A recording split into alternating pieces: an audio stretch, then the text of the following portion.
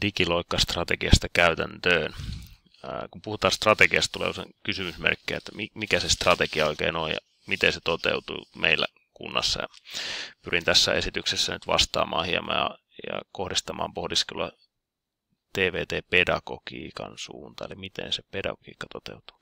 Tässä nähdään Ikaisten kaupungin pedagoginen ICT-strategia, visio, hyvin laaja, tavoiteltavan arvoinen, ja siellä jokaisella oppilaalla tulee olemaan päätelaitteet, tukipalvelut toimii ja opettajat saa sitten koulutusta tähän pedagogisiin taitoihin. Oppilaillekin asetetaan sitten tavoitteita oppimiselle. Perusopetuksen opetussuunnitelma määrittelee sisällöt, puhutaan tieto- ja viestintäteknologisesta teknologisesta opetuksesta, laaja-alaista osaamisesta. TVT on sekä oppimisen kohde että oppimisen väline. Ja tätä meidän pitää mielessä, että sitä vaaditaan siinä arjessa. Tässä löytyy sitten pedagoginen tieto, mitä opettajilla on erittäin vahvana, mitä kokeneempi opettaja. Sitten on sisältötieto, se löytyy opetussuunnitelmasta, sieltä tavoitteista, ja teknologinen tieto, voidaan puhua myös taidosta, mutta sitten tämä kokonaisuus täällä keskellä yhdistää nämä, eli miten saadaan teknologiaa hyödynnettyä siinä pedagogisen ja sisältötiedon opiskelussa. No tässä voidaan nähdä, että kana esimerkillä jyviä, tiedon jyväsiä kana syö, ja se prosessi tapahtuu täällä, ja sitä prosessista voi tulla kumpaa tavaraa tahansa, mutta tärkeintä on se prosessi, se lopputulos on toisarvoisempi kuin se, että mitä tapahtuu täällä. No, kehitys on siirtynyt tämmöistä opettajan hallittavista laitteista oppilaan hallittaviin laitteisiin, ja se vaatii myös pedagogiikassa uutta lähestymistapaa, miten hyödynnetään näitä laitteita, kun ne on tuotu opettajille ja oppilaille sinne luokkaan, niin miten sitä tarkoituksenmukaisesti voidaan käyttää. Se vaatii sitä yhteisöllistä oppimista ja semmoista niin kuin oppivaa työyhteisöä, jossa puhutaan siitä, että jokainen työyhteisössä on oppilas ja oppii asioita.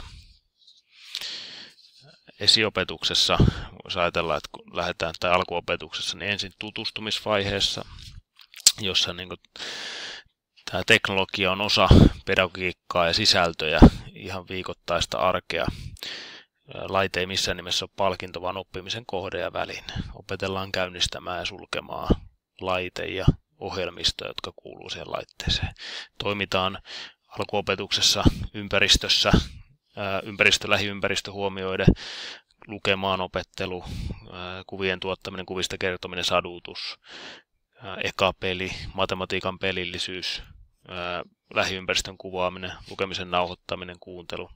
Sitten puhutaan tutkimisesta, toimimista tutkimisesta, ympäristöopin teemoja videoida, äidinkielessä pienet näytelmät videoille, monipuoliset oppimispelit, tekstin tuottaminen. Ja tätä kautta voidaan sitten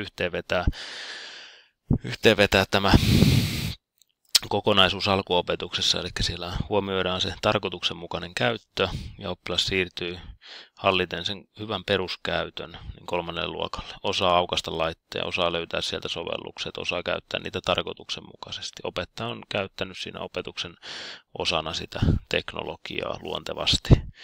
Ja tämä on niin tavoite, että peruskäyttö hallitaan, kun siirretään 3. luokalle. No sitten toimintaympäristö sähköistyy ja opetellaan tallentamaan sen sähköiseen oppimisympäristöön 3. luokalla. Ja tiedostohallintaa, turvallista tietotekniikan käyttöä, tulee kirjautuminen, salasanat, opetetaan tuottamaan tekstejä, taulukko-ohjelma, tekstin käsittely, esitysohjelmat. Eli tämmöinen hyvin perusvuosi 3. että laajennetaan sitä ympäristöä. Ja sitten 4. luokalla se toimintaympäristö syvenee, vahvistetaan näitä perustaitoja totta kai oppisisältöjen kautta. Ja sitten lisätään sinne ehkä vähän enemmän semmoista vuorovaikutuksellista keskustelua, kun tekstin tuottamistaidotkin kehittyy, niin voidaan myös toteuttaa sitä. 5. luokalla toimintaympäristö selkiytyy, eli oppilailla on kansiorakenne ja siellä on selkeästi sellaiset taidot, että opiskelussa tekstien tuottaminen on luonteva eikä vaadi suuresti tukea.